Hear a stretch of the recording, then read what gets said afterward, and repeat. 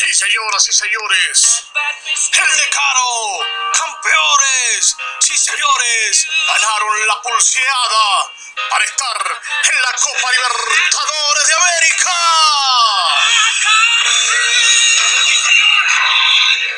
Atrás quedaron esos días, esos tremendos días, donde la sangre hervía, donde los porteños no cerraban las puertas, donde la Conmebol parecía tener una gran mano negra. Atrás quedaron esos días, Decano, atrás quedaron la gloria del Decano,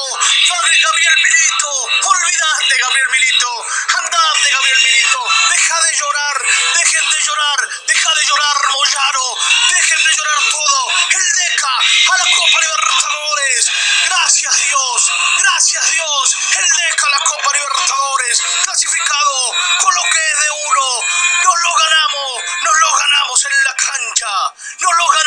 la cancha, por eso estamos en la Copa Libertadores, sí señores, sí Decano, en la cancha se ven los pingos, y así como dicen los porteños, así será, chao Independiente, dejen de joder porteños, periodistas porteños, partidarios, molestos, arriba Tucumán, arriba Atlético Tucumán, arriba el norte argentino.